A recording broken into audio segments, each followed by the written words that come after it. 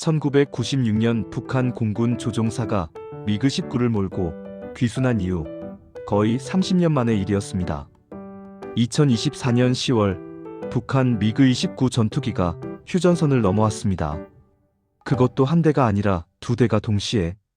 뒤에서는 추격기와 미사일이 쫓아왔고 연료는 바닥나고 있었습니다. 과연 그 조종석에는 누가 타고 있었을까요? 끝까지 시청해주셔서 감사합니다.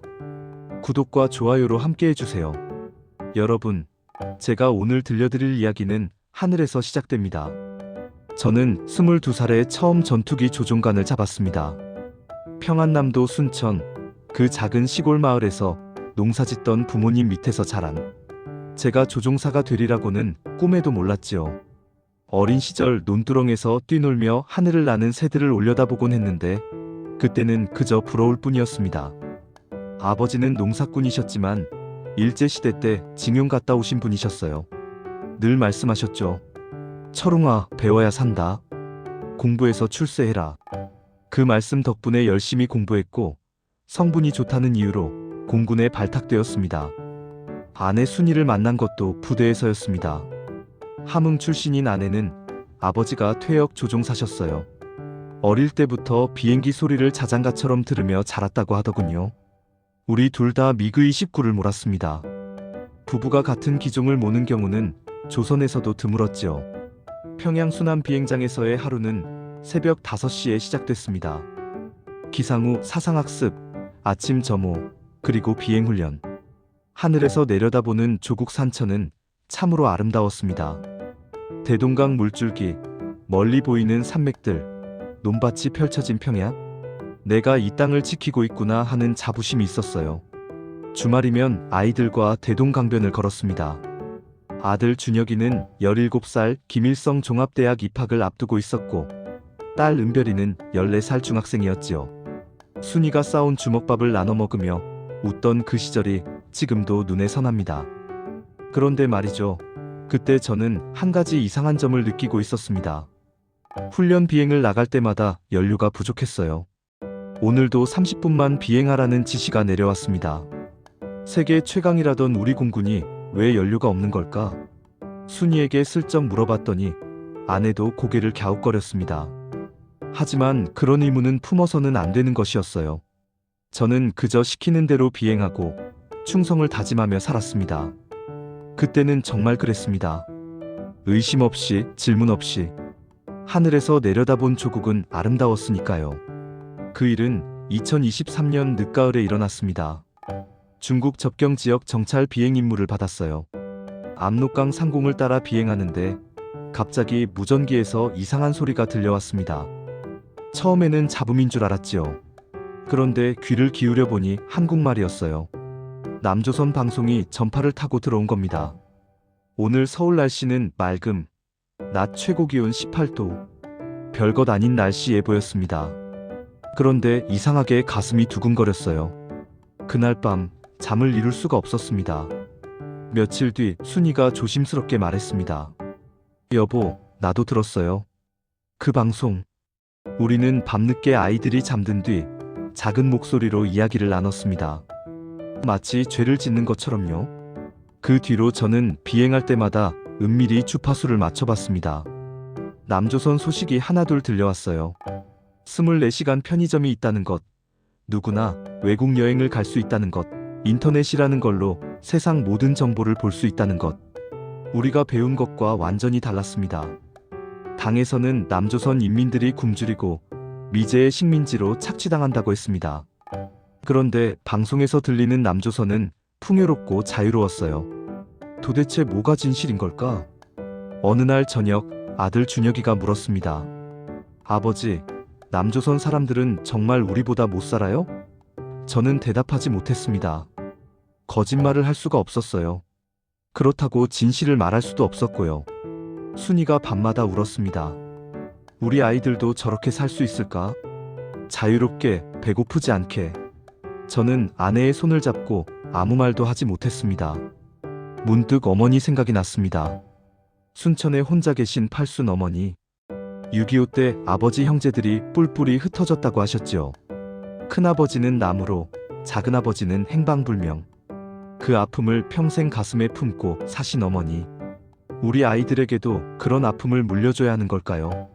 그때 처음으로 자유라는 단어를 진지하게 생각했습니다. 하늘을 나는 조종사인 제가 정작 마음은 세장에 갇혀 있었던 겁니다.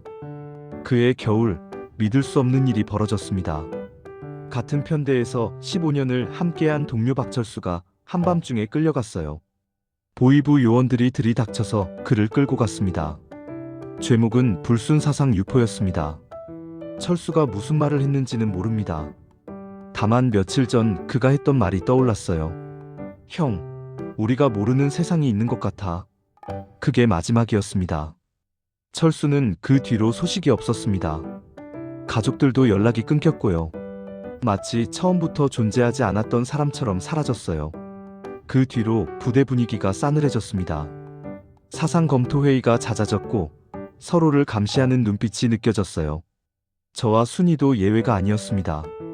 어느 날 정치위원이 저를 불렀습니다. 리처룽 동무, 요즘 비행 중 이상한 주파수를 잡는다는 보고가 있던데? 심장이 얼어붙는 것 같았습니다. 집에 돌아와 순이에게 말했더니 아내 얼굴이 하얗게 질렸어요. 여보, 누가 밀고 한 거야? 우리는 서로를 바라보며 두려움에 떨었습니다. 언제 보위부가 들이닥칠지 모르는 상황이었지요. 설상가상으로 순천 어머니가 편찮으시다는 소식이 왔습니다. 폐렴이라고 했어요. 약이 필요한데 병원에 약이 없다고 했습니다. 급하게 평양 약국을 뒤졌지만 항생제 한 알 구하기가 하늘의 별 따기였어요. 여러분도 아시다시피 우리나라도 예전에 어려운 시절이 있었잖아요. 6.25 직후 보릿고개 시절. 그때도 약 없어서 돌아가신 분들이 많았다고 들었습니다. 그런데 이건 2023년이었어요. 세상이 이렇게 발전했는데 팔순 노인이 폐렴 약 한 알 구하지 못해 죽어가고 있었습니다.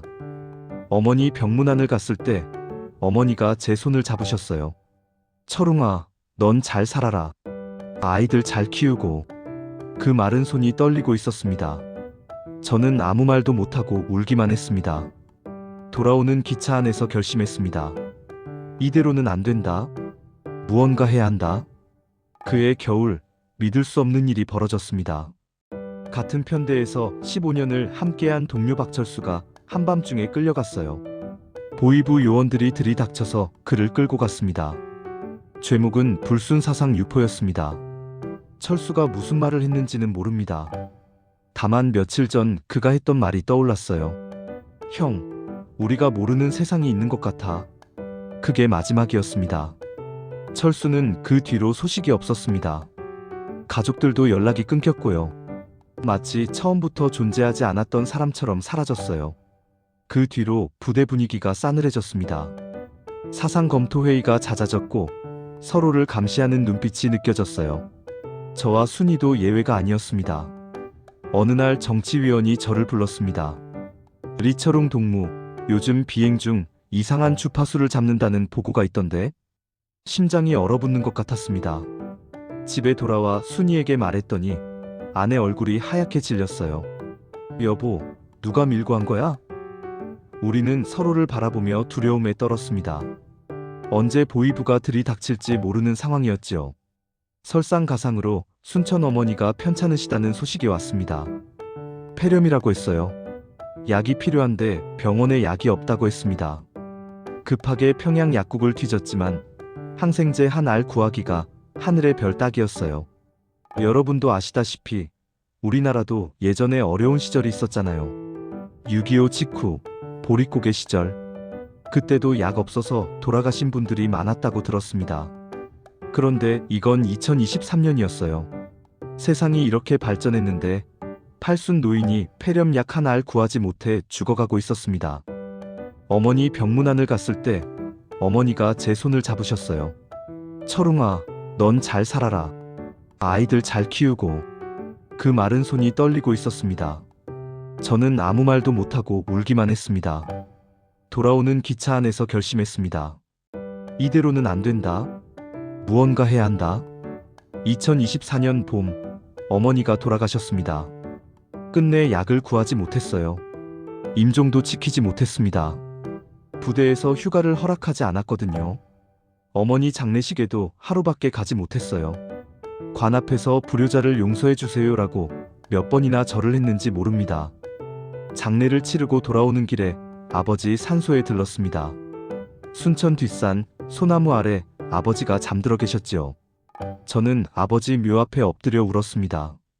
아버지, 저 이제 어떻게 해야 합니까? 그날 밤 순이와 마주 앉았습니다. 아이들이 잠든 뒤였어요. 순이가 먼저 입을 열었습니다.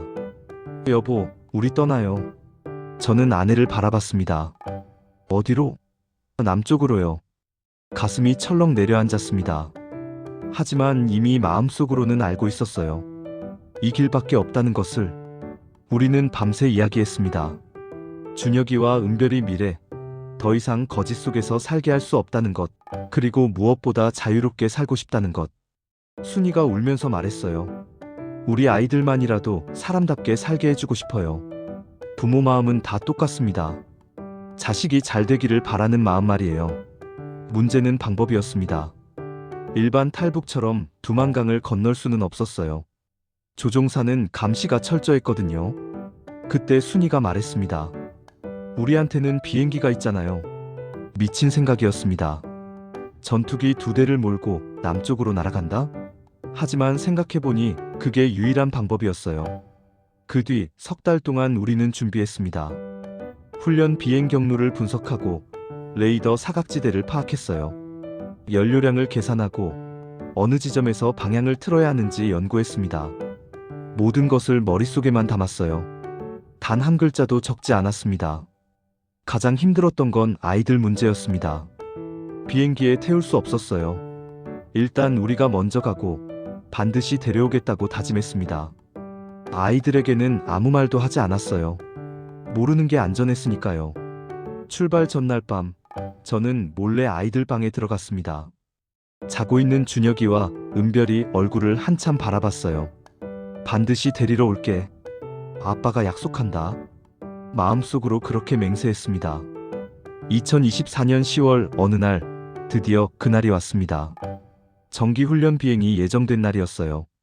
아침에 아이들과 평소처럼 인사했습니다. 다녀오마.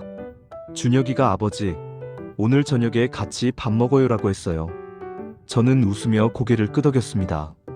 그게 아이들과 나눈 마지막 대화였습니다. 순안 비행장, 오전 10시. 저와 순이는 각자 미그 29에 올랐습니다.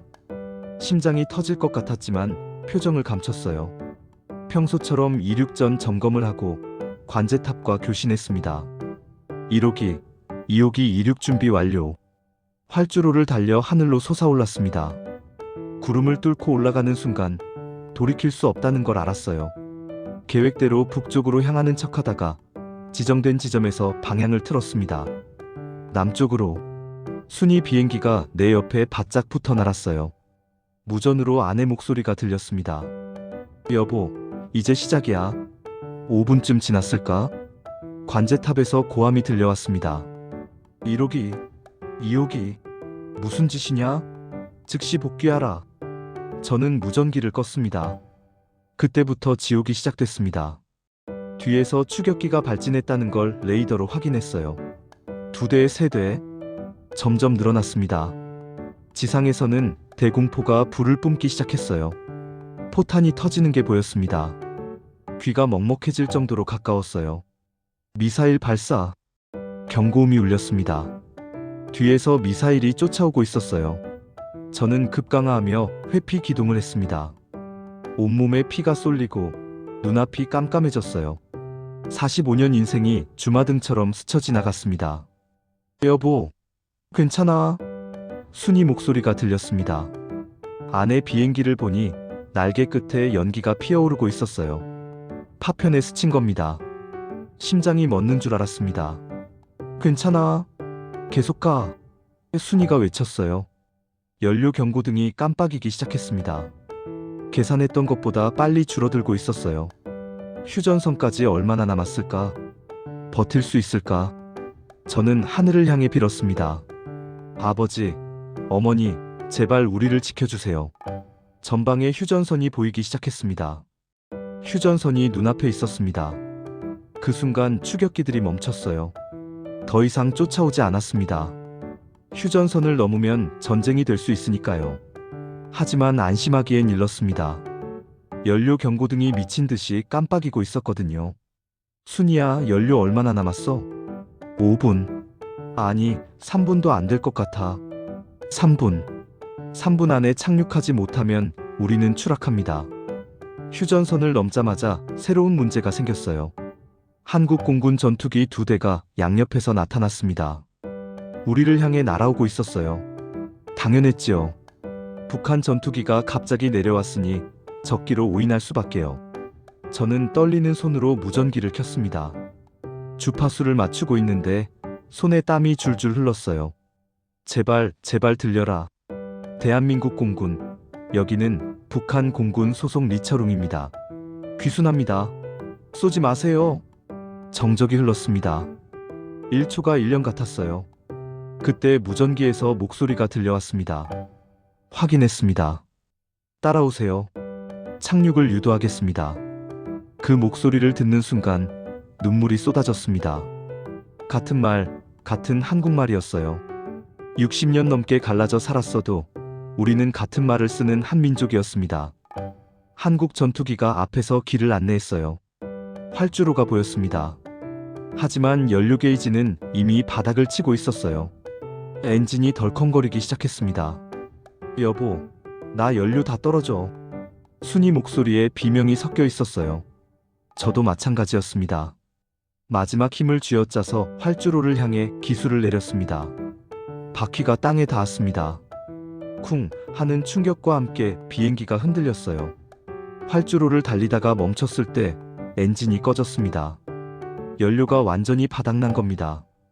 1분만 늦었어도 추락했을 거예요.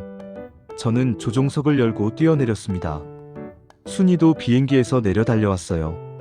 우리는 활주로 한가운데서 서로를 끌어안고 엉엉 울었습니다. 40년 넘게 살면서 그렇게 운 적은 처음이었어요. 해냈어, 여보. 우리 해냈어. 대한민국 땅이었습니다. 자유의 땅이었습니다.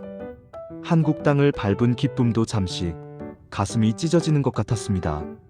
아이들, 준혁이와 은별이가 북에 남아 있었어요. 국정원 조사를 받는 동안에도 머릿속은 온통 아이들 생각뿐이었습니다. 지금쯤 보위부에 끌려갔을까? 아이들이 얼마나 무섭고 떨리겠는가. 밤마다 잠을 이룰 수가 없었어요. 순이는 매일 울었습니다. 내가 엄마 자격이 있나?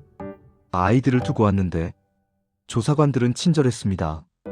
우리 사정을 이해해줬어요. 아이들 문제 최선을 다해 돕겠습니다. 그 말이 얼마나 고마웠는지 모릅니다. 2주쯤 지났을까요? 기적 같은 연락이 왔습니다. 북에 있는 지인이 목숨을 걸고 아이들을 빼돌렸다는 거예요. 중국으로 넘어갔다고 했습니다. 저는 그 자리에서 주저앉았어요. 다리에 힘이 풀렸습니다.